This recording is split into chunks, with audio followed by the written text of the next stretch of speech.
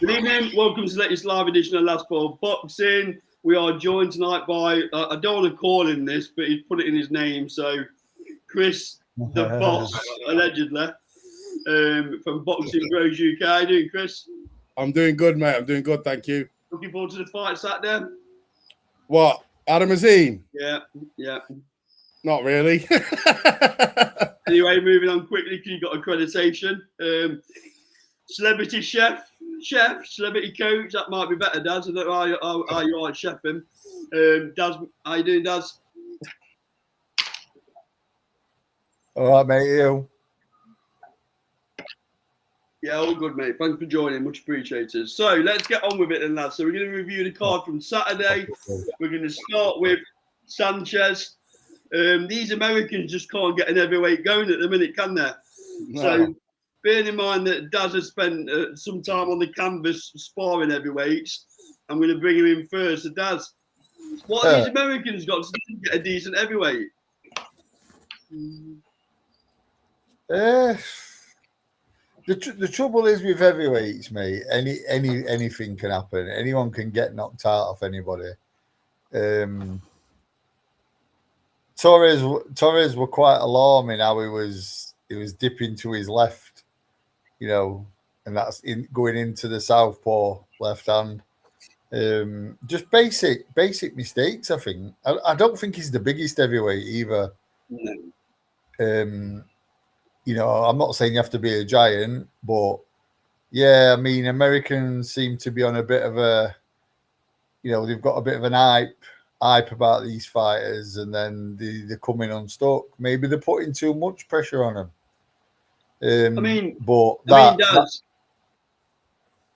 Sanchez, where does he? I mean, let's have it right. Daz. Torres Jr. has been in with no one, absolute no one today. He jumps in with Sanchez and gets found out. Long way back for Torres Jr., isn't it? Yeah, I mean, it's one of them for me. I sort of think, he was calling to fight Moses Itauma, weren't he? You know what I mean? That would have looked good on Moses's record, that, because I mean, let's get it right. Moses would have just absolutely wrecked him, wouldn't he? But I don't know, mate. These Americans, they seem to be struggling at the minute for these heavyweights. And where do you put Sanchez? Where do you put Sanchez, Daz? I don't really put him very high, to be fair, if I'm honest. I think he's, he deserves another decent fight. Against who? I don't know. I mean, what about him v Moses? Yeah. What about Sanchez v Moses? Yep. Let that one go. So I'll bring Chris in. So Chris, same question to you, really. Obviously, we got it rammed down the throats that Torres Jr. was the next big thing out of America. I think you actually predicted that it was going to be the next rising star out of America, from memory, Chris. Yeah, he was, because he was billed as like their best guy, and obviously Anderson got fucking starched by Bacoli. Another look at our great American guy, and he will put him in against Bacoli because he lost to Hunter, so they thought he was shit, and it turns out Anderson's just not all that. And where do you put Sanchez then around this heavyweight division at the minute? I'll put him where he was before this fight. Nowhere. Like it's just one of these old Cuban guys who says that he's 38 and really he's about 50. Very, very good fundamentals, good counterpuncher. But is he going to be a world champion? No. Is he going to do anything in the heavyweight division? No. He's just an okay fighter. That's it.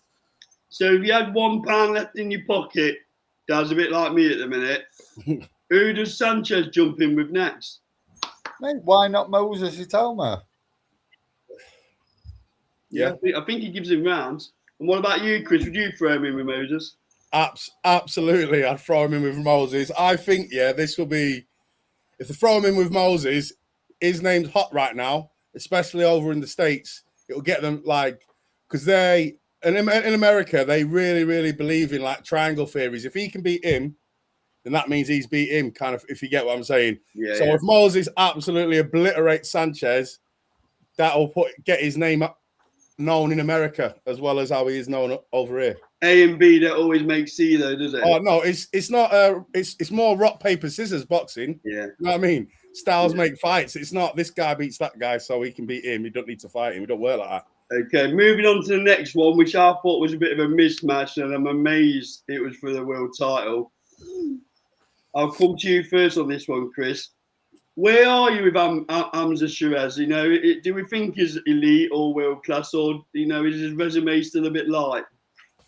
I believe he's got the potential to be world class, but his resume is definitely still too light. He needs to get in there and have some good fights. I think where he's so fucking big, I think he could probably go up to light heavy if he really wanted to, because he's so tall and lean. But he definitely needs to fight some names. But it's a hard division because you got Canelo in there, who will never fight him. He'll never fight Hamza Sheeraz. And just coming to you, Daz, does this just show how shit the super middleweight division is compared to years gone by? Oh yeah, compared to the years gone by, mate, it is. But I tell you, there's a sleeping beast in that super middleweight division in Christian and Mbile. That kid's a bit of an animal, mate. Did he beat Canelo then? Listen, I wouldn't be shocked. He's very, very strong. He's relentless.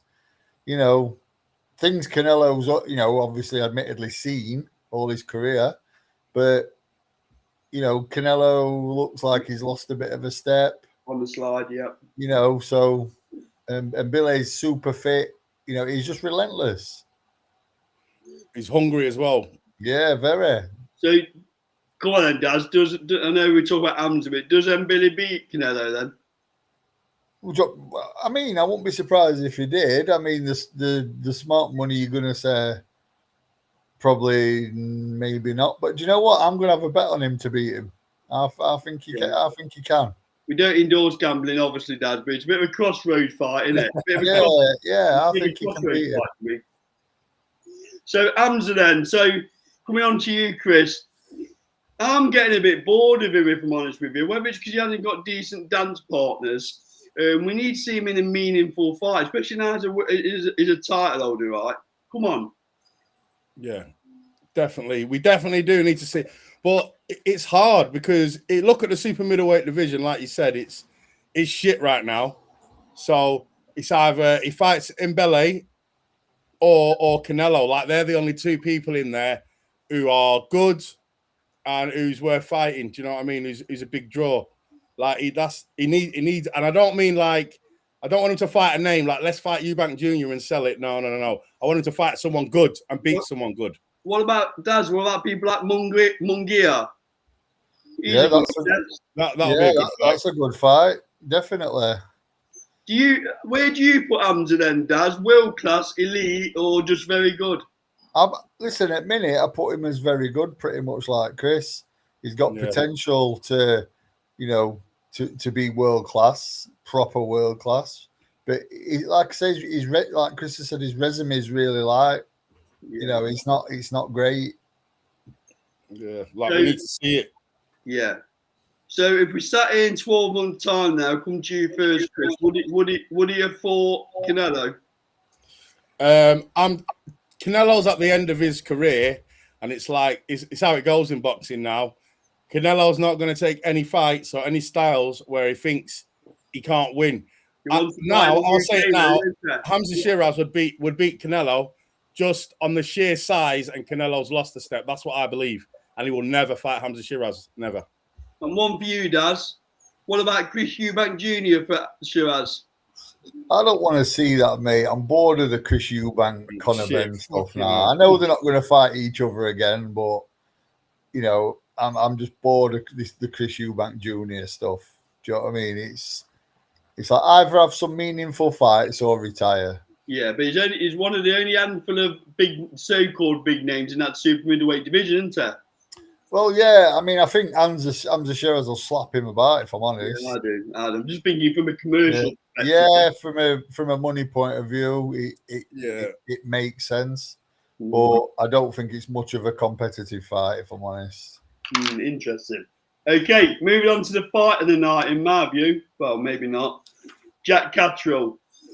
So I put, was that Jack Catterall's most impressive performance recently? So I've come to you first, Daz. This guy was brought over to give him trouble, supposedly, wasn't it? Yeah, he came with a big reputation.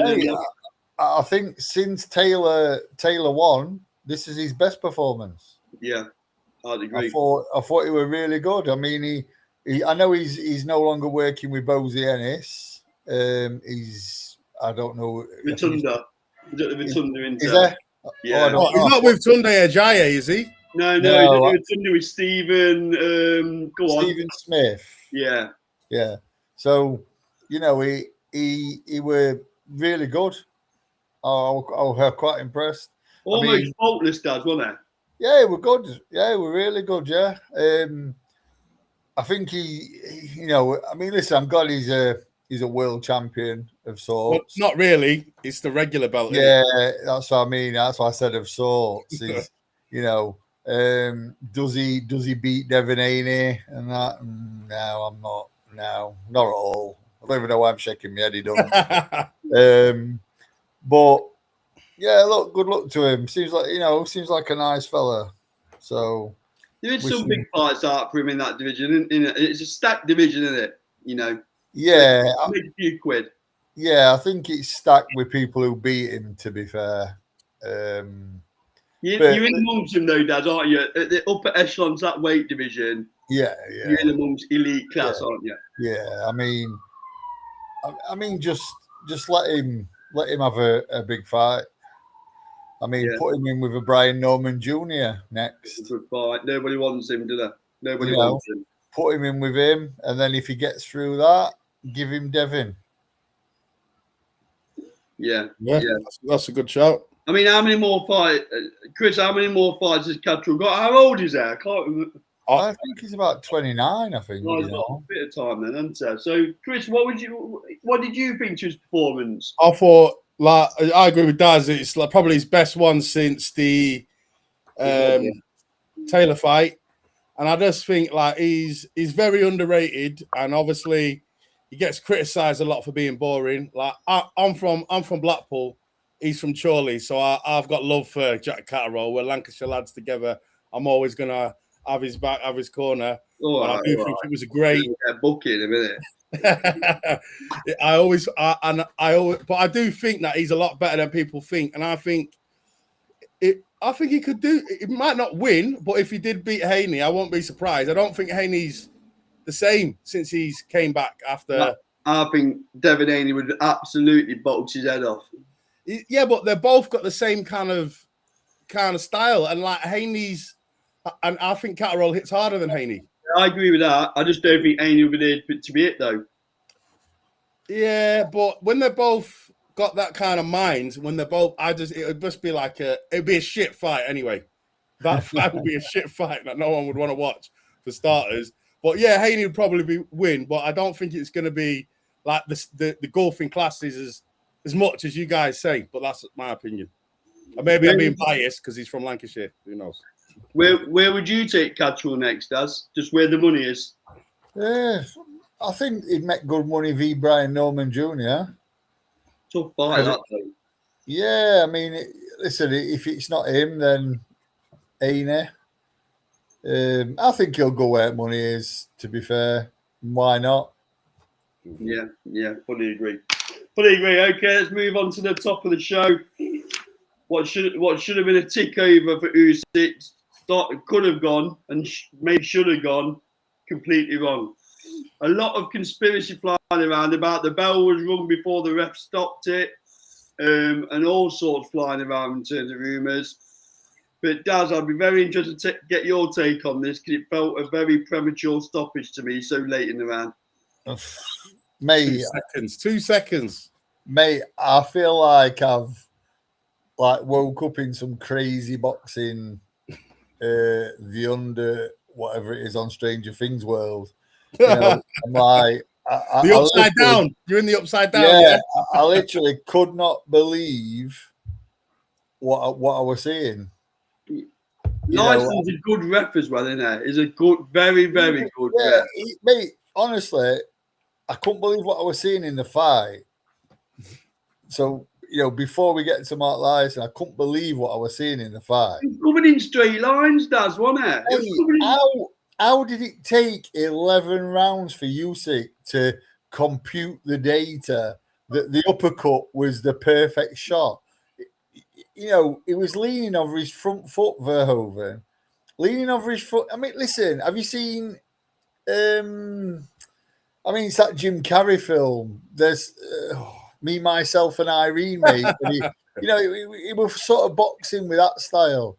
And I'm sat there watching it and I'm thinking, hang on, this guy, Usyk's been spoke about in the same breath as Muhammad Ali and Joe Frazier and all them. And it's like... One bad performance don't make his career, though, Daz, does it? Just going into back for him a little bit. Come on, one bad performance against a 1-0 kickboxer. It's different. It is different, man. You can't. Yeah, it's not a bad performance, mate. It just shows me, and listen, this might be controversial. All the time. This might be controversial.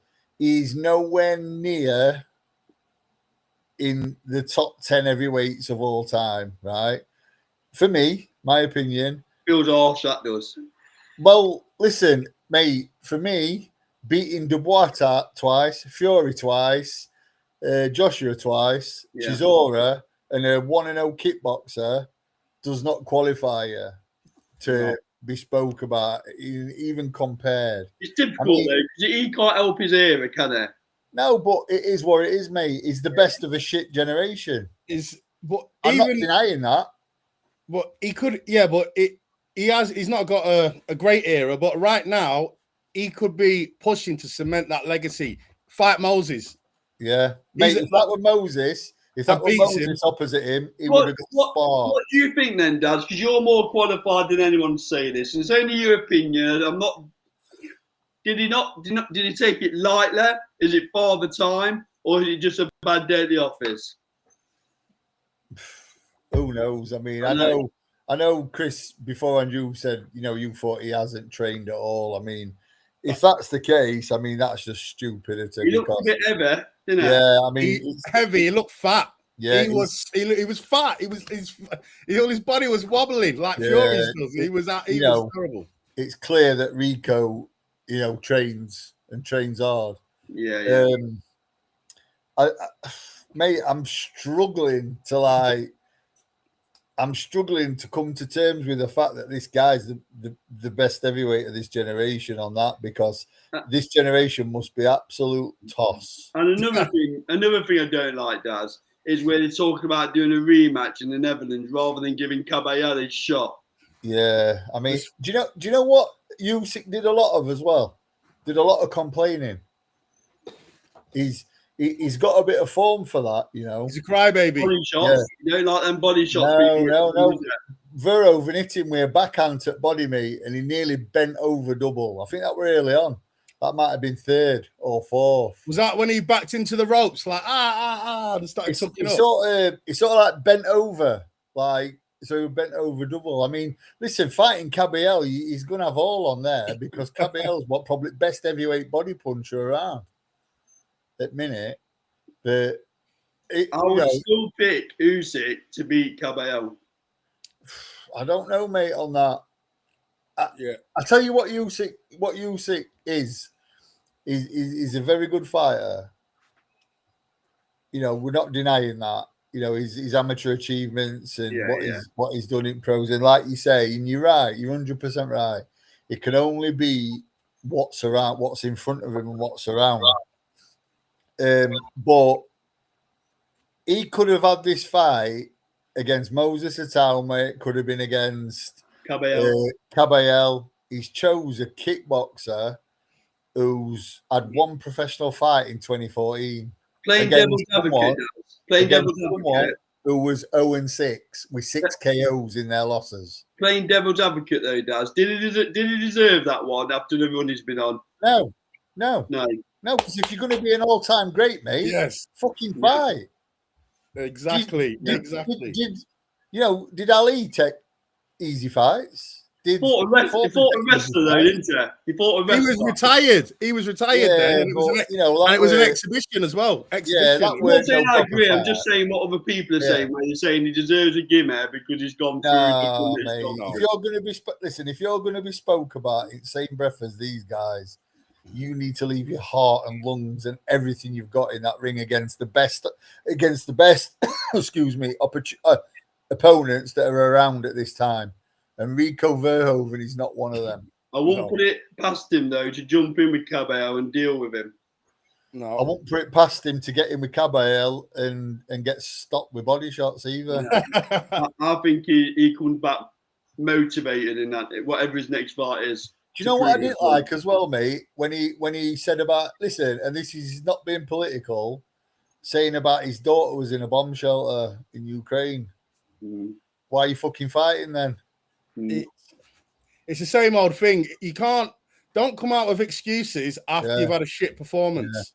Yeah, I feel for Cabello though because he's almost having to pimp himself out. Is every fight under the sun just to try and get this? It reminded me of Dillian White when he had to wait forever and ever and ever to get his shot. Well, I had some conversations on X and that. I mean, because I basically put, listen, Usyk's the best heavyweight of this generation.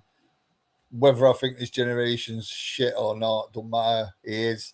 But please, no more references that he beats Ali, Tyson, Foreman, Lewis, any of them. Do you know what I mean? Just leave it alone. And some guy popped up and said, well, they all had off nights. I mean, Lewis got knocked out off Rackman. I said, he's hardly a kickboxer, is it? Well, exactly. I said, do you think Rackman won to probably knock Usyk out? Exactly. You know what I mean? That. And Oliver McCall were a monster. He's a beast. Mate, he was a monster. Strongest chin of all time ever. You just put for a minute Usyk v Oliver McCall, a motivated Oliver McCall. Mate, Oliver McCall's going to absolutely maul him. Too strong. Too strong. It's like Lewis, as you know, Dad and Chris, I think Lewis is the greatest heavyweight of all time. I've said that. Me as well. He would never have got around that jab. He would have jabbed his head off and then finished him. Well, look at the shots that Rico hit him with. Yeah. and do you know what, right? And it's not a case of father time. Usyk's never been mega elusive. No. Never. I mean, Tony Bellew caught him clean quite a bit. Yeah, He's never been. Gassiev caught him clean quite a bit. He's never been mega elusive, but he is and I'm a fan of his. When he drains you, then he does. He's a very good fighter. Yeah, he is a very good fighter, but he's in a piss poor division. And again, I mean, it's not his fault. No. But also, I said the same about Joe Calzaghe. It's not his fault. He didn't have the dance partners. Yeah. To me, mate, Crawford didn't have the dance partners. He got Spence, who were, wrecked from a car crash, and Canelo, who were on slide. It's not their fault, but it is what it is. Would you advise Usyk to retire, Daz? I don't know, mate. That's a big shout. That I don't know. If he's shitting his next performance, so then you've got to start thinking Father Time's catching up, right? Listen, if he's shitting his next performance and he's Cabell, he loses. Yeah, definitely. I mean, I think if he wants to cement, I don't know, legacy is the wrong word because I think he's already considered best heavyweight of this generation. I mean, mate, I fear for him against Moses. I think Moses beats him. As I've been saying that Moses would beat him even like now before this Rico fight if they fought. I said from the last fight. You might hammer me for this, but I'm keeping my powder dry a little bit on Moses at the time until I watch him take a shot. Yeah, because he needs to get him. I don't know who this person is, but he's got to get in with someone who's going to give him a heart check and take him some rounds and land on him. Yeah. So I'm going to keep my powder dry until. Usyk don't hit hard. He's not a one punch knockout artist. Or Moses. would beat him. I've heard a story. Well, I heard it about a year or so ago. That Moses had a really, really big shot on his chin, and it was flush on his chin because he has a cheek guard. Yeah, so his yeah. chin's exposed. Flush on his chin off a certain Mr. Dubois in sparring, and he got put on his arse, but he got straight back up. Well, if that's the case, then it is a problem. If that's the case. Yeah, I've been told that off someone who were around. Daz, I can confirm that that's true. Shannon Briggs were talking about it, and Jarrell Miller, and a few people that I know as well. That did happen. Well, look what happened in his last training camp about a year ago, or the one before. Look what Dubois' jab did to Wardley. Never mind the backhand. Yeah, well, it was a flush right hand, apparently, flush on chin, and sat him on his arse, and he just got straight back up. Yeah, smiling. Well, let's hope Usyk does the right thing and gives Caballero his shot. You know, you can go over to Germany, fill a stadium, and earn a good purse. Well, there's one thing I want to say about Usyk. I do think that maybe it's not Father Time, but I do think that he can't be bothered anymore, because before this fight, he wanted to fight Wilder. Then that fell through. Then he wanted to fight Andy Ruiz, and then he chose to fight a kickboxer. You're not looking to fight these guys if you're the number one undisputed king of the world. You ain't trying to and it's not about deserving. If you want to fight these guys, be a champion in recess, vacate your belts. He wanted them fights because he doesn't believe, or he can't be asked to put the work in to fight people like Moses and Caballero. That's my opinion. And that's why he picked Rico, and I didn't train. I don't believe he trained at all, because that uppercut that he landed in the 11th round, he was throwing it all night, but it was missing, and it was missing like he was an amateur. Yeah, he missed with a lot of shots. He did miss with a lot of shots. So yeah, I mean, the Wilder fight is awful. If that, that's just that's just terrible. But he wanted it, and then after that, he wanted Andy Ruiz. And then, and then we get this fucking kickboxer who's never had a fight. Yeah, mate, it's crazy.